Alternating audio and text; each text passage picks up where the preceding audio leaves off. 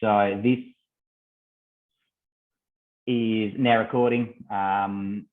So we will send this one through to you guys. And we also I have had a few people reach out and say that they can't attend tonight and wanted to know if we could get a recording. So this would be great. I can send it through to them.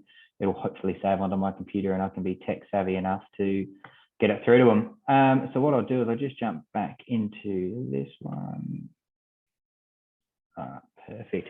All right, excellent. So before we get started, on behalf of myself and there's a fellow called Corey in the chat tonight.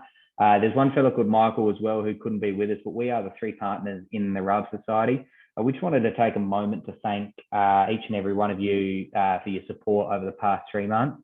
Rub Society has only been going for 3 months, and we are absolutely ecstatic with the support that we've had from not only great suppliers like Tom and some of the other guys, but also the customers that have jumped on board. To give you a bit of background on the Rub Society, it was created in an office. Myself, Corey and Michael all work together. Fair to say we're having a pretty rough time at work one day, and I'm sure a lot of us have had these conversations where we all just looked at each other and said, how good would it be if we could just smoke meat and get paid for it? So that's where it was essentially born. And what we've decided to do is just become your one-stop shop for anything rub orientated or barbecue orientated. So if you have ordered from us and you've got your order incredibly quickly, that is because of the great man Corey Smith. He heads up all of he's an operations excellence manager by trade, so he does his best to get those orders out to you. If you have ordered from us, we really appreciate it and thank you for your support. If you're yet to order from us, I'm going to remove you from the Zoom set. No, you'll be right. We really appreciate any support. So we do have our socials, Facebook, Instagram, and TikTok. The TikTok is great. It has a lot of videos on it on how to actually prep meals. We will launch a YouTube channel hopefully soon. That is in the works. But we do also have a Facebook group, and we would love as many of you to get involved in this group. What this group is, and you probably have already joined in a lot of barbecue groups on Facebook, but what this group is it's less sort of advertising from us, because obviously on our Facebook page, that's where we do a lot of our advertising, but it's a lot more just asking questions about smokers or showing the meat that you've cooked over the weekend, or any questions, or if you want to buy a smoker, pop the question up there. What do you guys think of this smoker? What do you think of that? And go from there. So we really want to build a community with the Rub Society, and the signs are good, and we've been very appreciative for the support. So you may have seen in the chat just before that Corey has said, if you have any questions whilst Tom is going through his session, if you could just jump into, just pop your chat in and pop your question in the chat, and we can ask it through to Tom as he's doing it. But we also do plan to have a little bit of a Q&A session at the end. So Tom's going to run you through a few things tonight, and if there's a burning question on your head when he's prepping one of his pork ribs that you look at it and go, oh, hang on, I'd love to know why he does that or whatnot, chuck it in the chat and we'll forward it on to Tom. If not, we'll open it up to all questions at the end.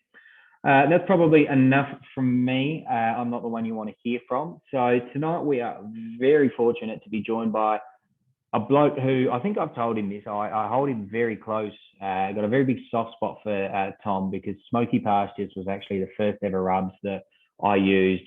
We're talking years before the Rub Society was formed.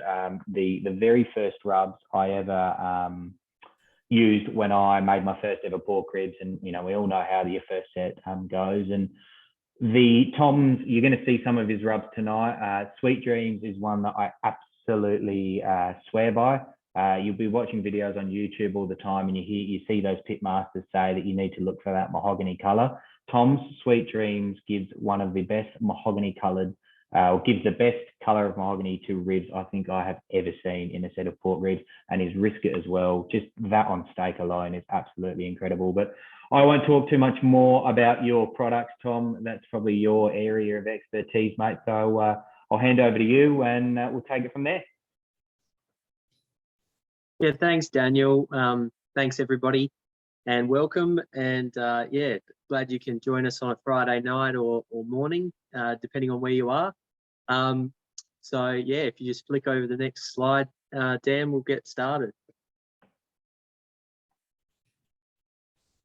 So just a bit of a brief overview of our class plan today. I figured it'd be a bit easier to have this slideshow, something that you can go back and reference. It's mainly dot points though, so there'll be a bit of talking, but just to give you a heads up, we're going to go through the different types of pork ribs, types of smokers you could use, how to prepare your ribs, how to cook the ribs, different rubs, glazes and sauces that you can use, and really just, yeah, letting it end up being up to your creativity at the end of the day. So yeah, yeah, awesome. Thanks, Daniel. So just a little bit about Smoky Pastures Barbecue. So we're a competition barbecue team that started in 2018. But I'll just say this right now, pork ribs got me into barbecue and got me into competition barbecue, just like the love for eating pork ribs is really what got me hook, line and sinker.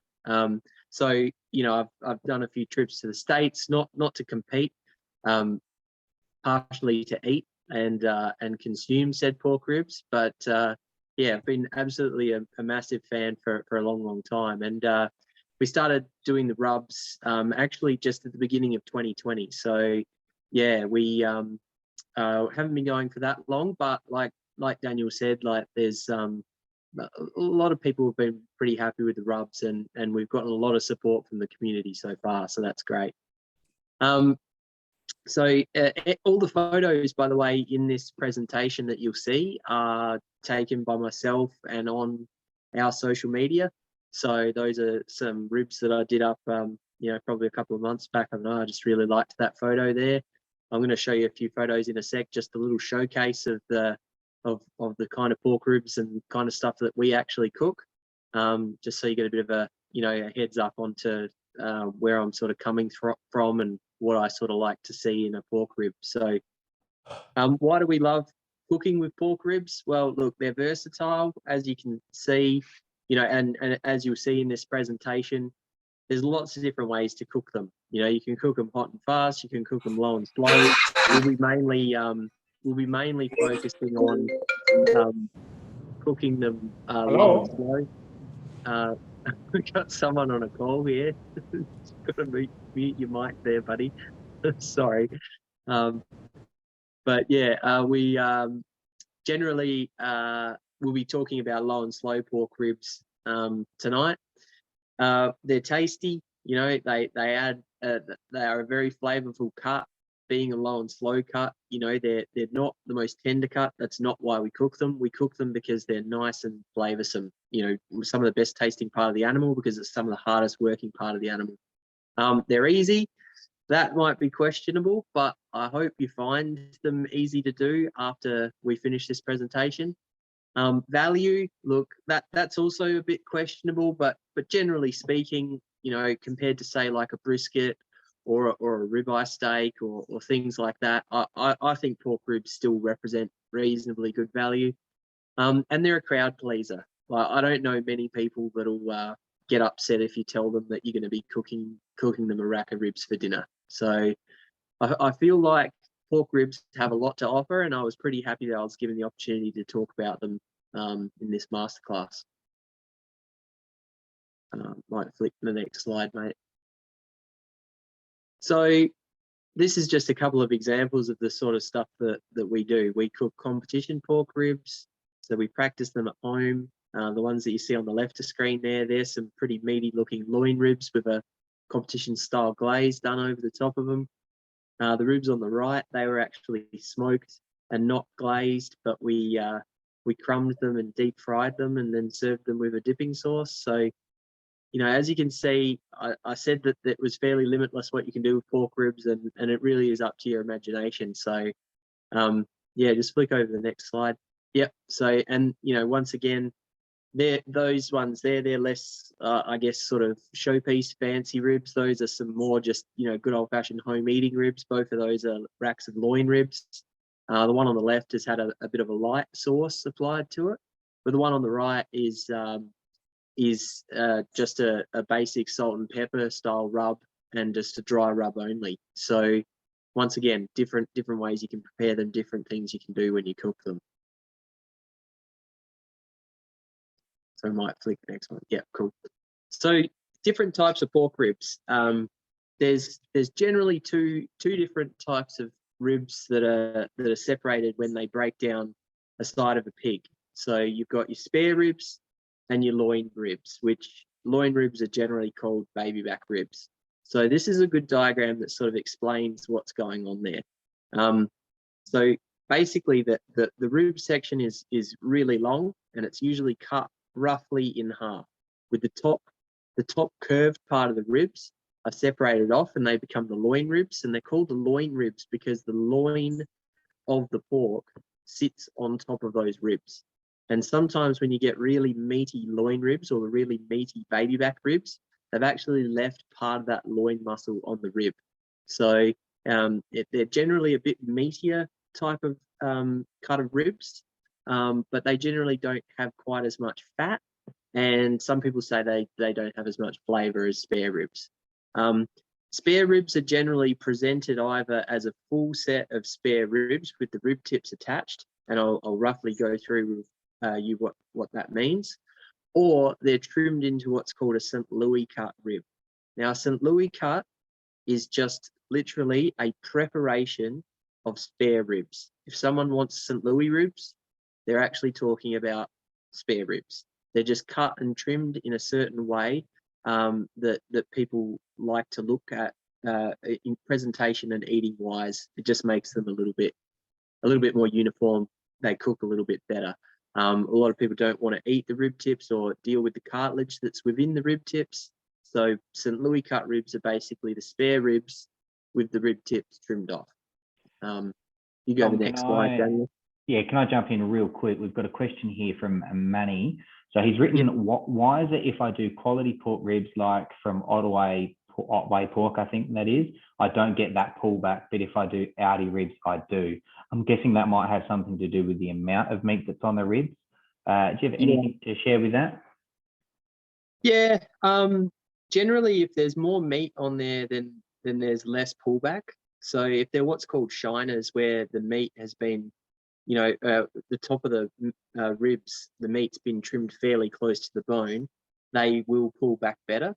But to be honest, it can really just vary from ribs to ribs. The other thing is it also comes down to the trimming and where the bone's been cut.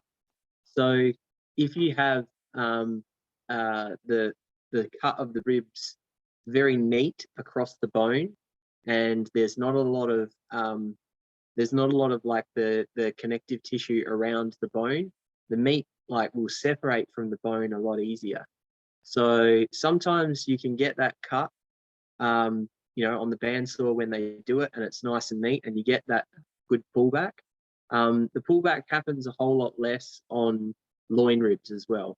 So on spares, it's a fairly sort of signature characteristic of spare ribs, because of basically the ribs are nice and straight, and it's a very nice neat cut on spare ribs. But on loin ribs, it's generally they're thinner anyway, and there's less of a drawback. But I would have to say that the drawback from the bone looks good. Doesn't necessarily always mean that it's a great rack of ribs.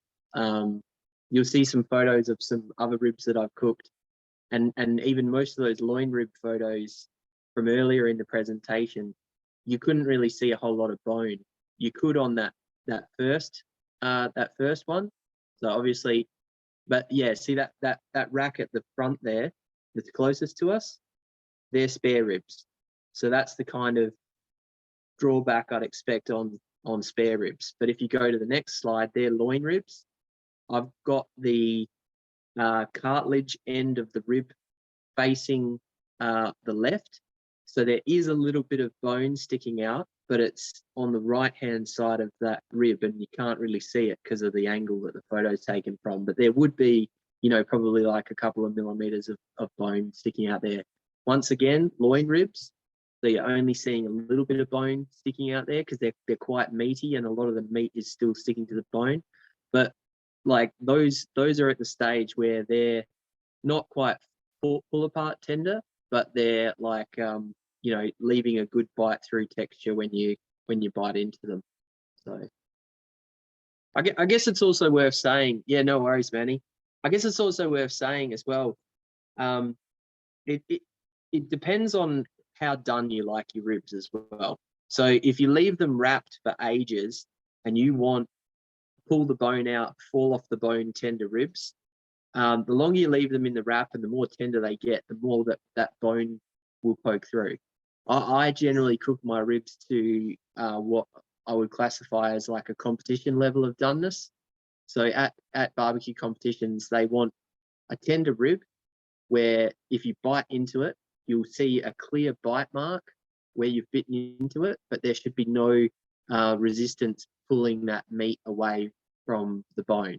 So you should get a perfect bite and literally leave a window of where your teeth have bitten away from, and there should be no resistance to that meat coming off the bone. So yeah, like Daniel's sort of saying, you can end up with that pullback and like heaps of nice little bones showing outside of the end of the ribs, but that just generally means to me that I may have overcooked them a little bit. But once again, this is where I sort of get to my final point that I'll make tonight a little bit early. Ribs are a personal thing. Do them however you like and what works for you. I'm going to show you how I do them generally tonight. But if you want them absolutely pull apart tender, go for it. There's really no rules to it at the end of the day.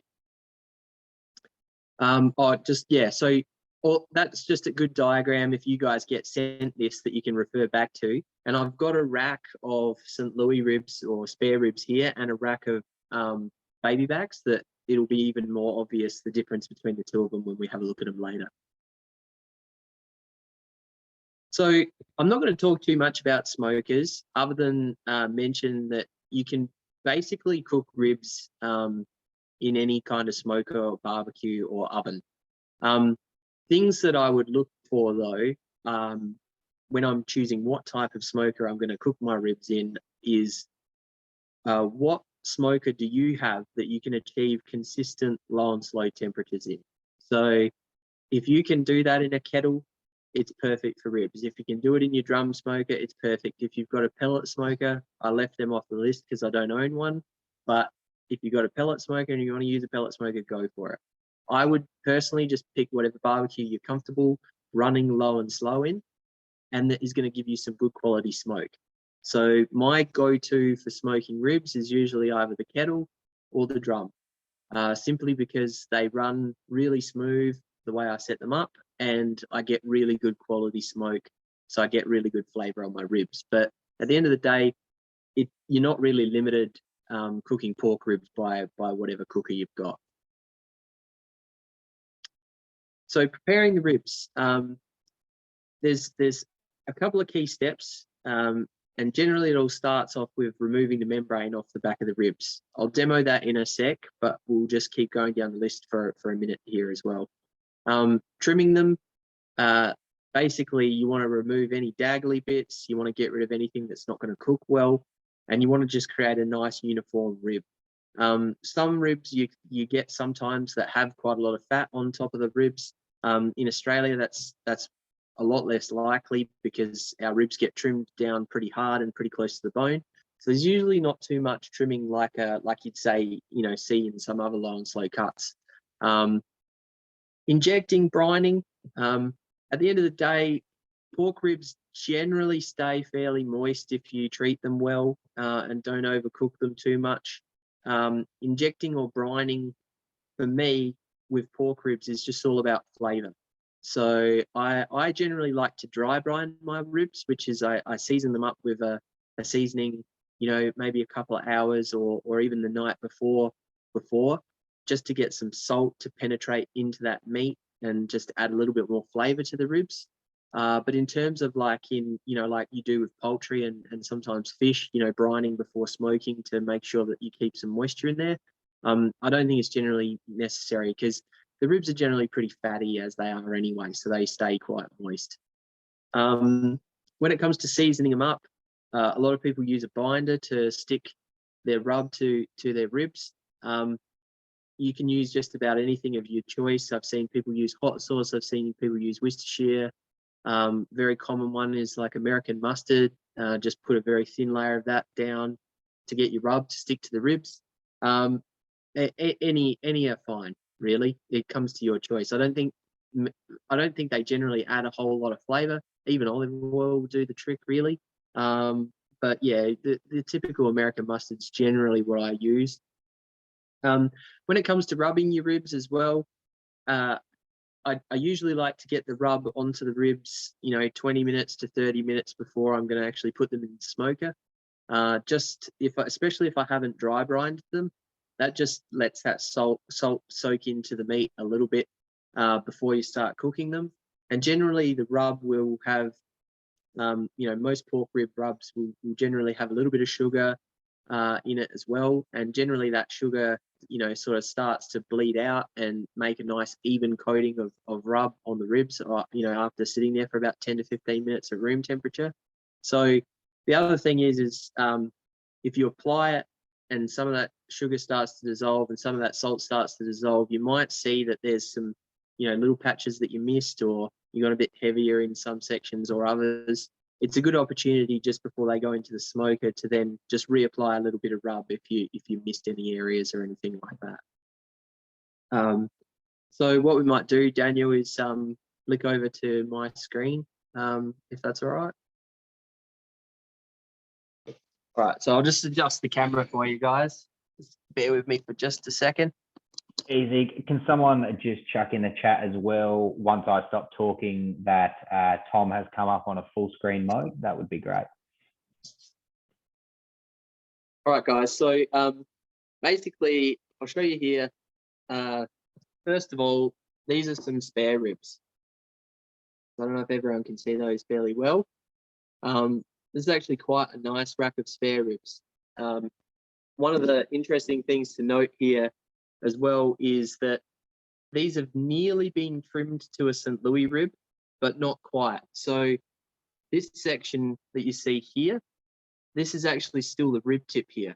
And the way I know that that's still the rib tip is, see how I can fold that over? That's gone real flappy. There's no bone in there. There's just some cartilage in there. So if this was actually trimmed properly for a St. Louis rack of ribs, basically all that section there gets trimmed off. So they end up being quite a thin rack of ribs. As it stands, that's our spare ribs. So what sits on top of the spare ribs here is pork belly. So interestingly, if you've handled pork belly before, you have basically the bottom of your pork belly, so the opposite side to the skin, you'd actually probably see a similar sort of pattern on pork belly to what you see here. And that's because the pork belly comes straight off the top of these ribs. So these ones haven't been trimmed too close to the bone. These are pretty good. I got these from Morford Vale Butcher here in Adelaide. If you're in Adelaide, he actually has pretty good supply of these spare ribs, which can be a little bit harder to find for us here in Australia. Conversely, I'll show you a set of the loin ribs. So these are the baby back ribs. And as you can see here, they've got a curved bone as opposed to pretty much the straight bone of the spare ribs. But you can also see that they're quite meaty as well. There's a lot of meat on there. They're generally a narrower rib, but above this here is where that loin muscle has been trimmed off, and that'll be used for your pork loin, or sometimes if the ribs are left in, that would be your pork loin chops, basically. So as you can see though, there's more membrane on these spare ribs. And if I roughly join them up like this, this is sort of how they'd actually join together before they were separated at the trimming time. So you got the rib tip end down here. So this represents the bottom of the stomach cavity, and then the top up here, you've got it'd be around that way. So you've got to follow the cuts of the bones. This is actually off one side of the animal. This is off the other side of the animal. That's why the bones don't quite meet up. You got some going. So this might be the left-hand side of the animal. This might be the right-hand side of the animal. So anyway, not a whole lot of trimming actually needs to be done to these A good example though is we've got like this sort of big chunk of random meat that's been left here. Now that's going to cook really unevenly compared to the rest of the pork. So I would just get a nice sharp knife and just take that off like that. So now we've got a nice even flat set of ribs. Opposed to that, we've got a thin sort of real daggy bit here that's going to also cook unevenly and probably overcook. So I'm just going to trim that thin piece off the top there and take that off there to even it up. So as far as trimming goes, there's not much to do on the back. There's a couple of these little flat parts here that can probably come off. And that's really about it. So what I'll do is I'll show you the membrane removal on this one. And generally what I like to do is get a butter knife. And this can be tricky or it can be easy. Sometimes the ribs cooperate, sometimes they don't.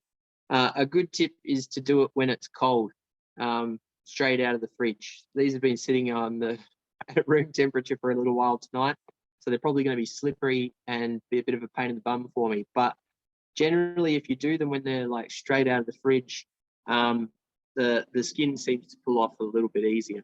But what I like to do is just basically look for a bone. In the middle is a good sized bone. Look for a bone, and then you just want to try and slide a bread knife, the end of a bread knife between the bone and that membrane. And then slowly, if you can, just start to lift that membrane up. So this one is cooperating with me tonight. And the reason why I like to do it in the middle is because it gives you something to really hold on to. Once you've got that, get a really tight grip. And then I'm gonna have to get the old paper towel here. That almost looked really good, but you should be able to pull it off in one go. So no membrane there anymore. Now, the reason why you want to take that membrane off is it just goes hard when you cook it. Everything else in these ribs eventually goes nice and soft. The collagen breaks down into gelatin and the fat renders out and the meat gets nice and tender. But that membrane just goes like boot leather.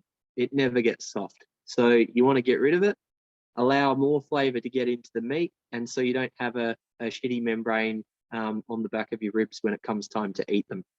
The spare ribs, now I could be fussy. I could do a trim down to a St. Louis cut, like I said before here, but I don't really want to for home eating. For competition, I definitely would. In these rib tips here, there is some cartilage that if you were cooking these ribs for a competition, you really wouldn't want the judges biting into the cartilage. It's not very pleasant. It's hard. But if I'm at home, it's really a waste to take that off because there's still plenty of good meat there. You just have to, just be a bit fussy about when you eat it. So all I would probably do is have a look here, trim off any of these little loose bits here. We do have quite a big flap under here though, and I am going to take most of that flap off. That really doesn't cook too much. There's a bit of silver skin and a bit of shitty membranous stuff here, so I'm going to take that off too. And then realistically, that's actually a pretty nice set of ribs. So now we're just going to take the membrane off this one as well. It's already started to lift off a little bit, so I haven't had to get the knife out this time. We'll get out the nice bit of paper towel. Just helps you get a grip on that membrane, which can otherwise be pretty slippery. And there you go, all off in one go. So they're pretty much ready to hit the smoker. So I might flick it back to our presentation. While we've got the camera here, were there any questions sort of addressing the the racks of ribs in particular. I'll give it a few secs if anyone's got any questions or they wanted to have a bit of a closer look at the ribs in particular. Otherwise, we'll just keep going to the next bit of the presentation.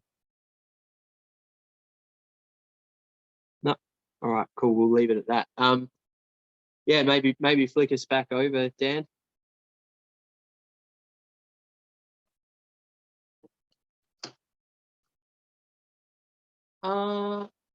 Manny, scoring the membrane. Yeah, look, man. I think the gold standard is to remove it.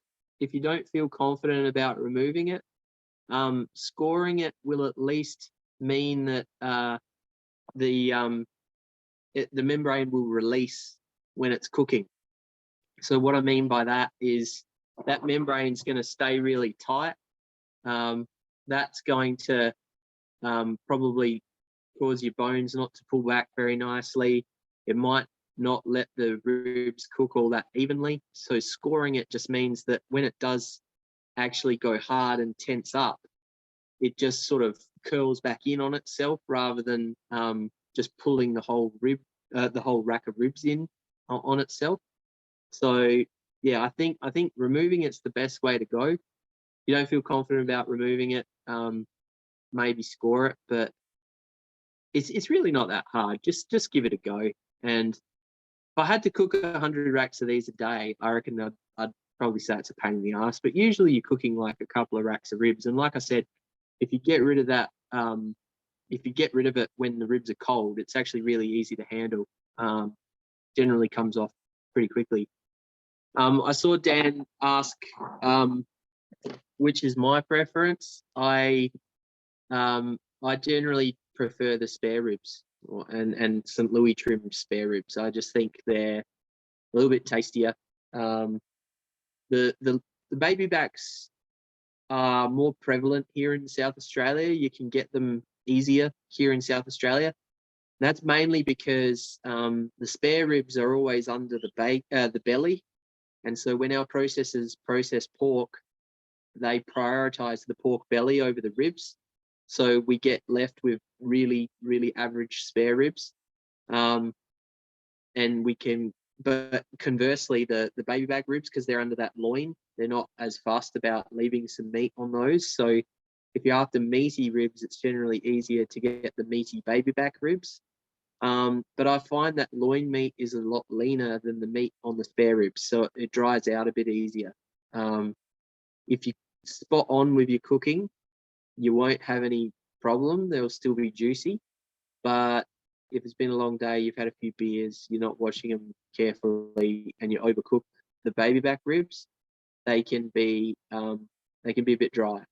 So yeah, I don't know. I just love spares if you can get them. They taste better and generally they're more juicy. So all right, so we might flick over to the next slide.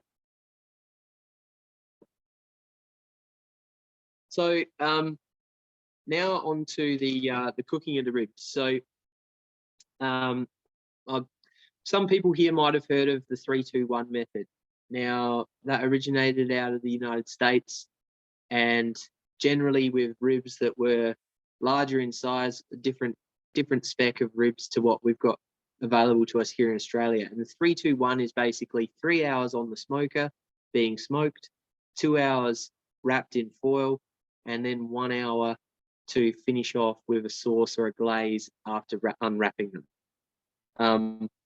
Generally what I tend to find is with most of the ribs, even these nice ones that I just trimmed up here that are fairly meaty, the 3-2-1 generally is going to end up with overcooked ribs. And I feel like that's a like 3-2-1 is like a really catchy, easy way.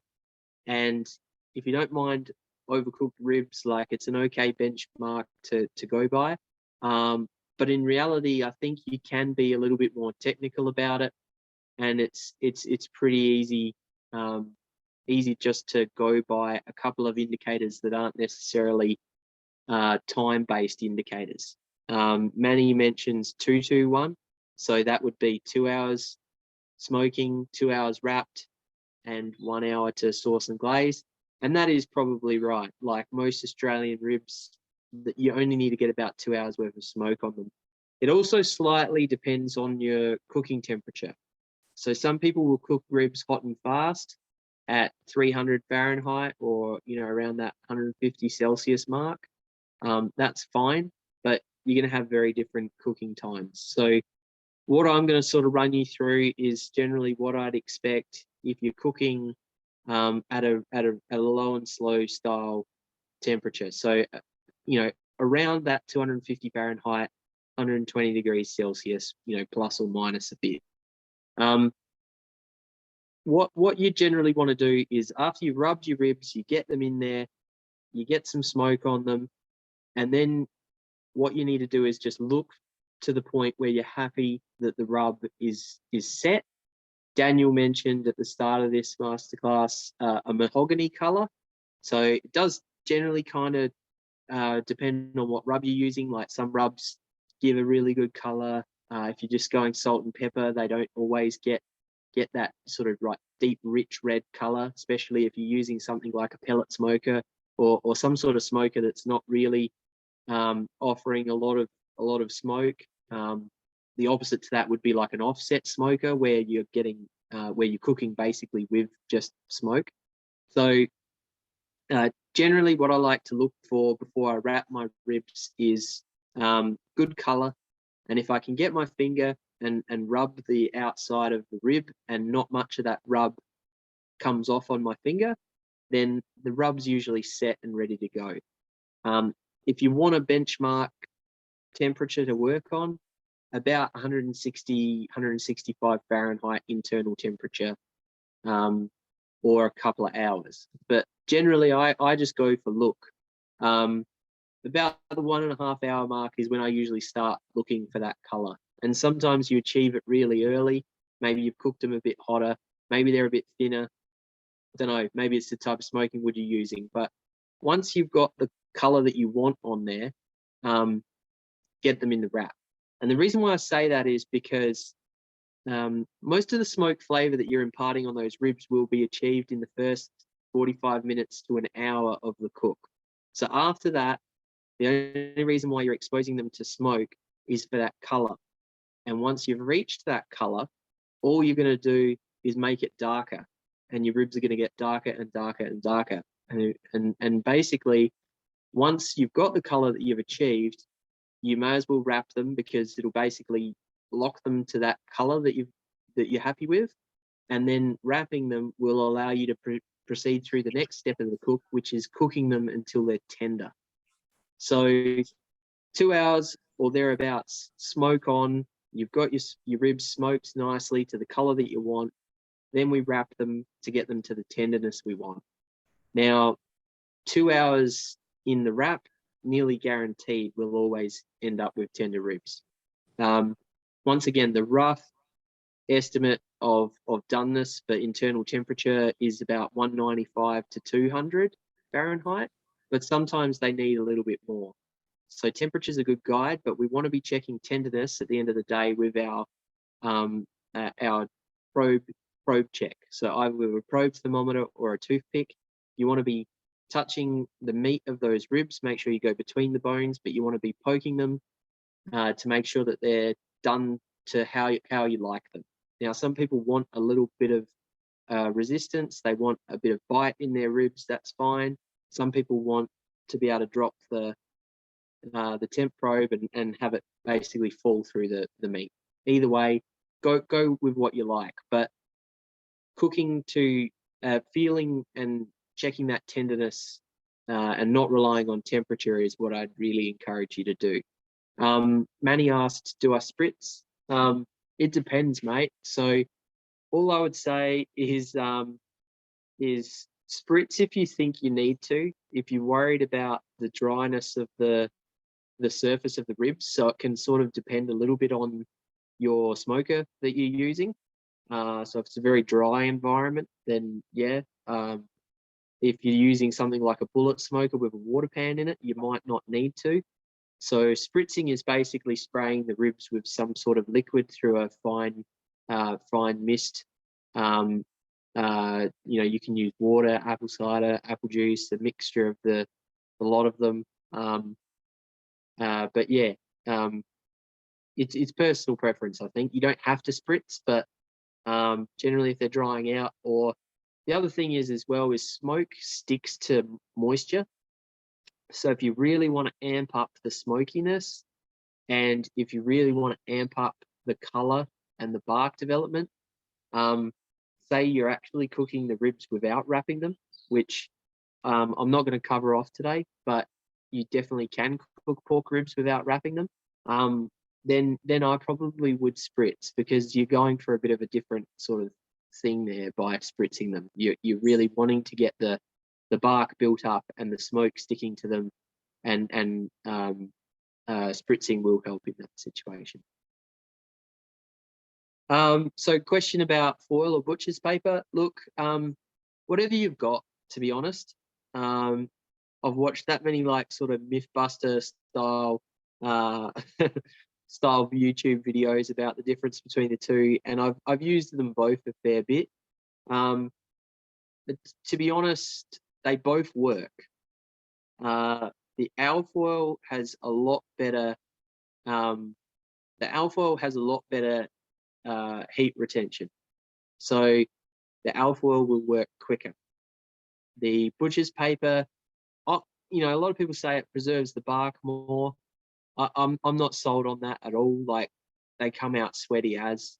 The other thing about the butcher's paper is you lose more of the liquid, right? So when I do glazed ribs, I often like to keep the juices that I've had in that wrap and add them into my glaze to get some flavor there. But the problem with butcher's paper is it absorbs a heap of that rendered fat that you've tried really, really hard to get, and you might want to keep.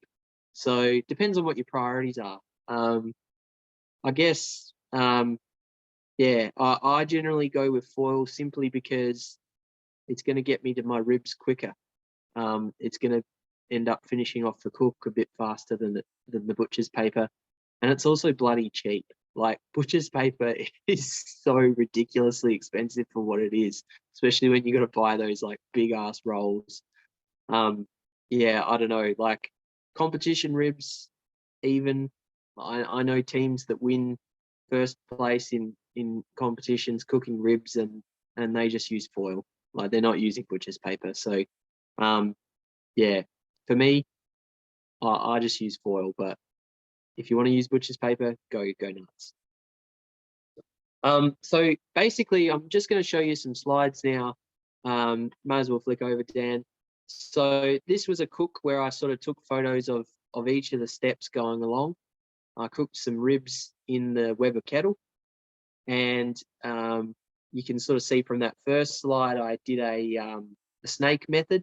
So won't go into detail with that, but basically it's a way of setting up your Weber kettle to cook low and slow.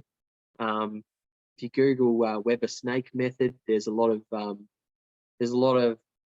good info on how to set those up. We've actually got a Smoky Pastures Barbecue YouTube channel, so there's some I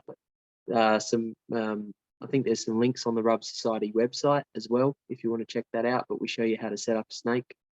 Yeah, Daniel mentions the color on the Sweet Dreams. So yeah, we've actually got in the Sweet Dreams, there's actually a paprika extract. So it's a natural red color. It's basically the intensified color component of the paprika.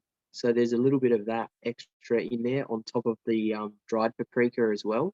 So it's a really beautiful natural red color that we get as a base layer. Yeah, and yeah, the knuckle duster is really nice as well. Adds another like little bit of a kick, and the knuckle duster's got some nice honey powder in it, so it just adds another sort of little flavor element as well. Those two rubs in combo are really quite nice. So yeah, you see this next slide. So that's after a couple of hours, and as you can see, like that color looks really good. That's what I'm aiming for, and if anything, maybe a little bit on the darker side, but I'd say that's pretty spot on. So you can see I've actually got them there now, basically just ready to wrap. In that case, I'm just using, I think that's actually a little bit of iced tea, just a tiny little bit of liquid to go into that wrap along with the ribs.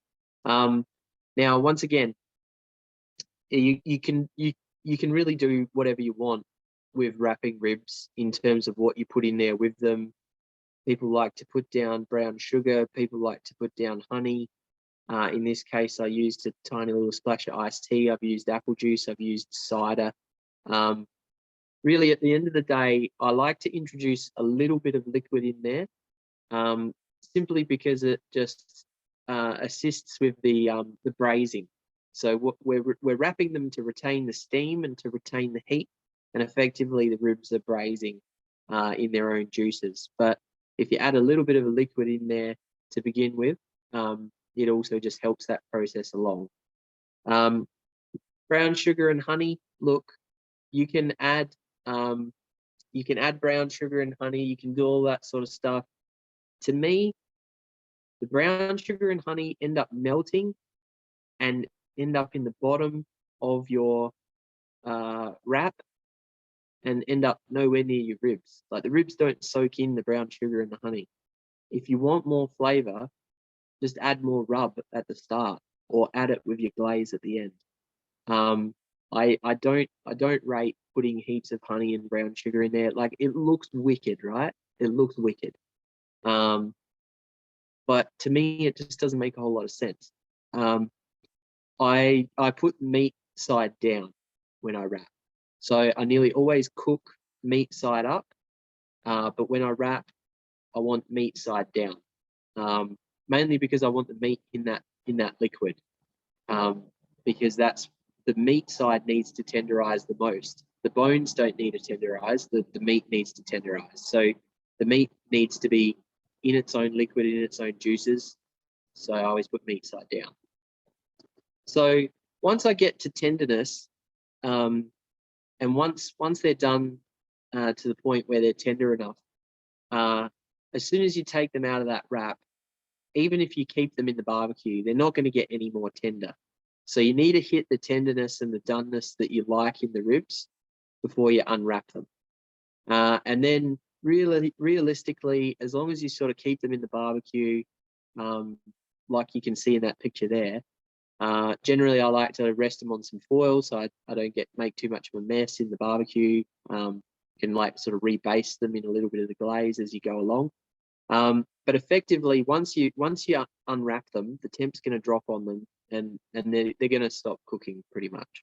So the next part of the cook, the glazing, the saucing, whatever you want to do, isn't going to change the doneness. So you got to make sure that doneness is to the point where you're happy with it before you start this next process. So then you get to the glaze, which is the one in the 3-2-1. Now, I mean, geez, you can put on a few layers of glaze in an hour, but I don't generally ever take an hour to glaze my ribs. It's usually more like half an hour. Generally, what I like to do is unwrap the ribs, and the bark and the outside of those ribs will have actually softened up in the wrap.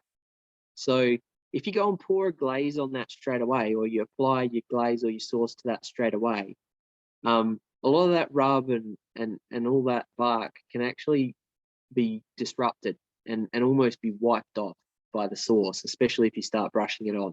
So first thing I like to do is open them up out of the wrap and then put them back in the barbecue uncovered and give it about 5 or 10 minutes and let the outside of those ribs, let that rub and that bark dry back out. And then once that's sort of set again, you can start applying your glaze. So in this photo here, I've used Royal Shine from Heavenly Hell Hot Sauces. There's a lot of really good glazes out there. This is what I'd more call your competition style glaze, where it's all about color. It's got that real sheen to it, but it's pretty light in flavor. And well, not light in flavor, but it's lighter in flavor. It's not like a traditional sort of real syrupy barbecue sauce. So this is more, yes, and I do warm up the glaze first. So you can see that little stainless steel pot in the background there. that was me warming up a bit of the glaze before I applied it on. You don't really want to apply a cold glaze to the outside of the ribs. It's just going to start to cool them down. Any glazes that are actually like specific rib glazes, so there's a few out there. There's like the Texas pepper jelly, the smoke and mangoes glaze, even this Royal Shine. Some of them have a little bit of pectin in the glaze, which is basically the stuff that sets your jam. So at room temperature, they can be quite thick and syrupy and quite hard to actually apply to the ribs. Whereas if you warm them up a little bit first, not only are you not cooling down your ribs, but you get that glaze runny again. And so it's a lot easier to apply that glaze over the top of the ribs. So glaze with a glaze or with like a barbecue sauce, it really comes down to what flavor you'd prefer. But if you get that doneness right before you start your glazing process, that's what you need to do. So that photo there is basically an example of like a competition style bite through texture. So you can see that I've taken one bite out of it.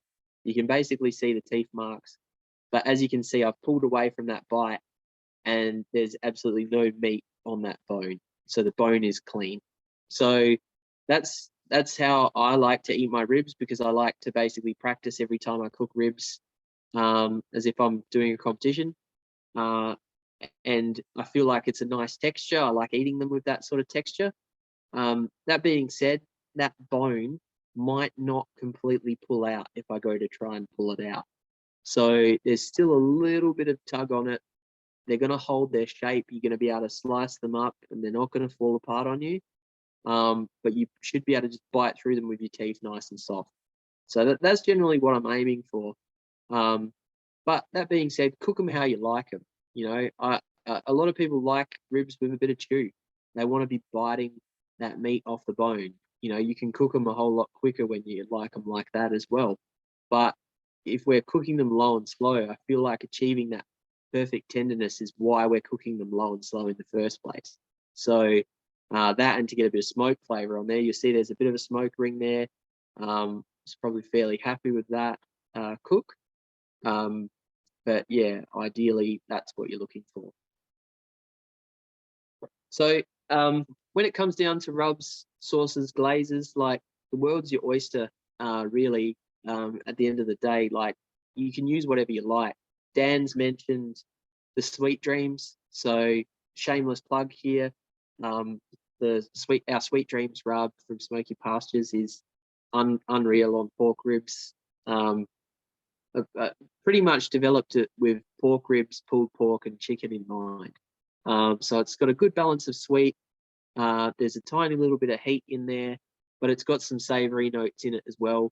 It's an interesting rub, and it goes well underneath just about any sauce. So I've used traditional, tomato-based sauces with it over the top. I've used it as just a dry rub for dry ribs without any glaze.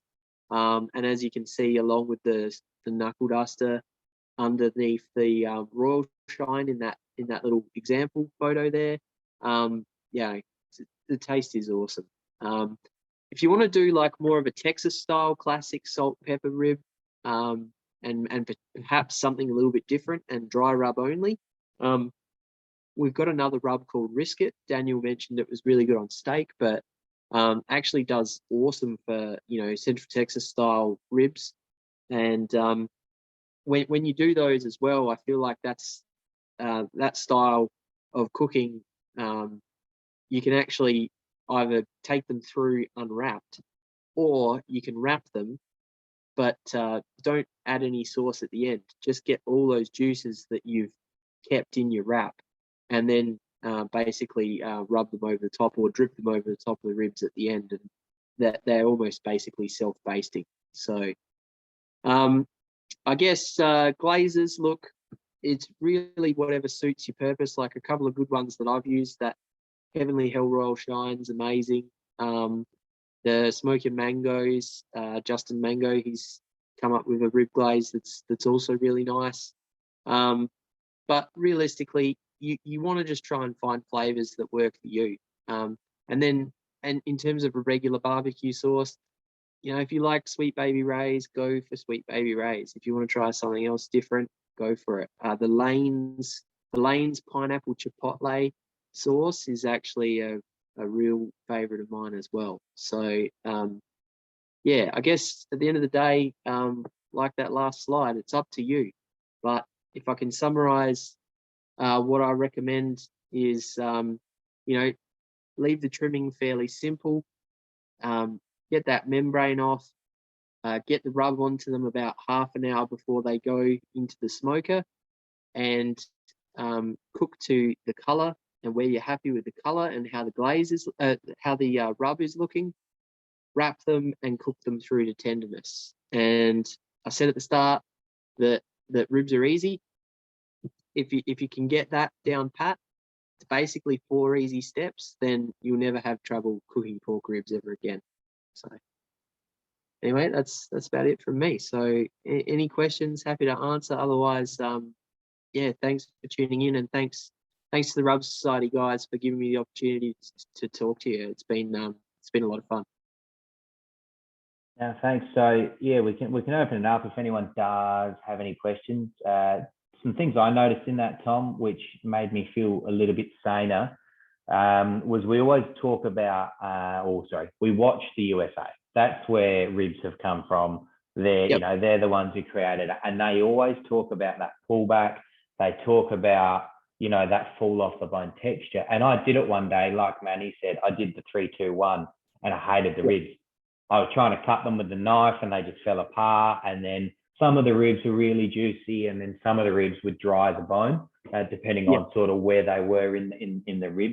So it's sort of reassuring to hear that in Australia that, you know, we probably aren't going for that 3-2-1. And I'm a bit like you. I prefer that bite in a rib as opposed to, you know, that fall off the bone texture. Well, I think the ribs that we're generally dealing with here in Australia aren't as fatty as well, so you can really overcook them here. If you're dealing with some of the St. Louis cut ribs that I've seen come out of the States, there's half a bloody pork belly on the actual rib, so it's almost impossible. Like if I don't know if you've ever tried to overcook pork belly, you can't. Like you can turn it into pork belly burn ends. Like there's that much fat in it. It's impossible basically to overcook pork belly, and so I find that some of those big fat ribs over there where they leave a lot of meat on the top of them because they're butchered to a very different specification, it's almost impossible to overcook them. But you can really overcook ribs here. So I think erring on the side of caution is good. I noticed a question about wood. Generally a lighter type of wood for pork ribs is generally what I like to use. That being said, it doesn't matter. It kind of depends on how much of a smoke flavor and how much of a smoke influence you want. So I feel like white meat takes on smoke pretty readily, and I don't like to over smoke my ribs. I don't want to just taste smoke. I want to taste the other flavors as well. So something like peach or plum or pecan, however you want to say it, they're all pretty good.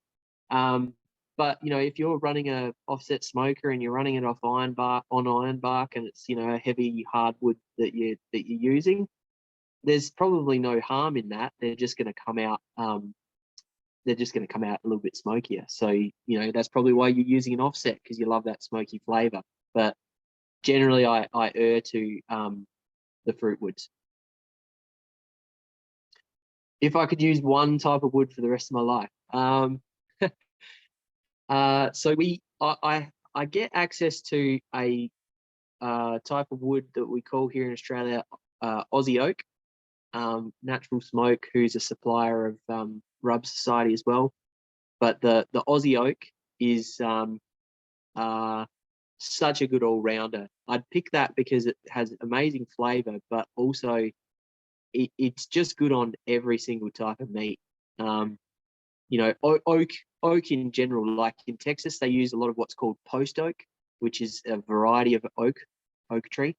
You know, most oaks are pretty sort of neutral and pleasant across like lots of different proteins. And yeah, the Aussie oak, which is also locally known as messmate, That's pretty good.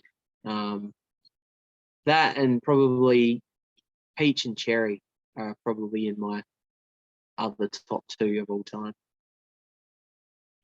And then did we have one there from Manny about I missed that question. Hanging, I think it was hanging or laying them down. Tom, am I nuts for thinking my ribs always come out better when I hang them in a smoker instead of on the rack? Yeah, look, I would just say it depends on your smoker. And I've done some hung ribs recently in my Ozpig, which is like a sort of wood heater / smoker oven. And they were absolutely fantastic. Obviously, you can't hang ribs in a Weber kettle. But you know, if you've got a bullet smoker or a drum, and you really like to get some influence from the burning charcoal, and you want to cook without like a deflector plate, if you want some like real wood-fired influence, then you know you can definitely have, there's like big positives to hanging your ribs.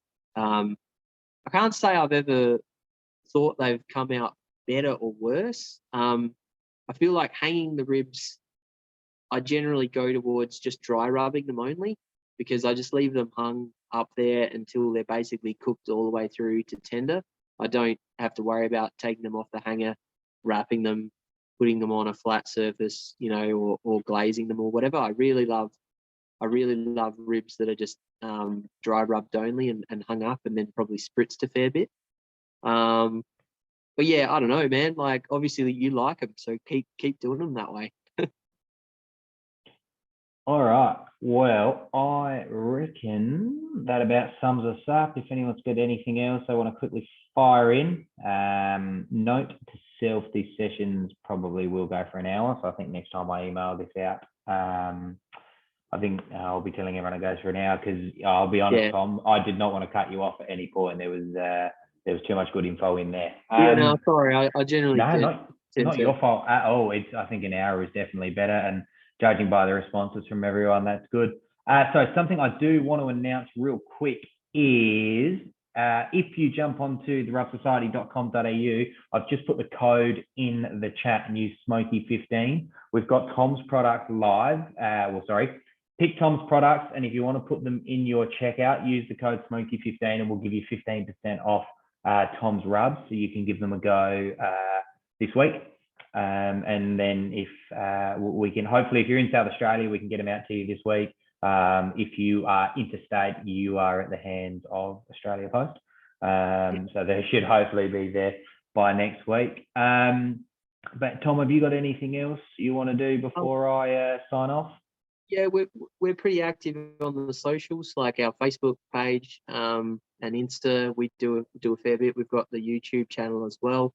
Not on TikTok yet, mate. I'll leave that up to you. TikTok is where it's at. Yeah, and thanks everyone for your questions, because I much prefer doing these things when there's some interaction, and I appreciate it. I'm really glad that there were some questions and I could answer them for you. So cheers, everybody. Excellent. Well, thanks for that, Tom. And I will back him up. Make sure you follow his Facebook page. Burger Night Thursdays, isn't it, that you do, Tom? Yeah, every Thursday I cook a burger, and I try and, I think I've been going for over a year now, so I try and keep it as creative as possible. So yeah. Yeah, absolutely. Absolutely. I actually hang out for his Thursday night burger night, because you put some absolute rippers up there that if you're getting yourself into a bit of meatloaf on a Thursday night and then you see Tom's burger, you're definitely getting a bit of jealousy in there. Thanks so much, Tom, and for the other guys out there. So once again, thank you so much for coming. Please use that code Smoky15 so you can give Tom. We've got all of Tom's products on there. He's also got a baking cure as well, and I think there's one more that I'm missing off the top of my head. The Game On. So perfect with your lamb or any game meat that you want to play with. The next session is with our good friends out at Postal Barbecue. Post, we are now going international. So our next session is on Saturday, the 8th of January, and it is with Jabin from Postal Barbecue. So he's going to give us a little bit of a Canadian taste on what can be done with smoking, which will be incredibly interesting. And just be reminded that Obviously, we will contact you via email like we did for tonight's session with Tom, but that one, any of the international sessions will be on a Saturday morning to allow the internationals to cook that night, as opposed to prime time, 7 o'clock evening like we did with Tom. So apart from that, guys, thank you so much for joining. I will send this one out to you via email if you did want to go back and have a bit of a look. But make sure you follow us on Instagram, Facebook, all of that to keep up to date with what's going on. And make sure you chuck Tom a follow and have a look at everything he's doing. We love the work Tom does at Smoky Pastures. So from the Rub Society, Tom, and the people that joined in, thank you so much for the evening. And have a great night, guys. Cheers. Thanks, guys.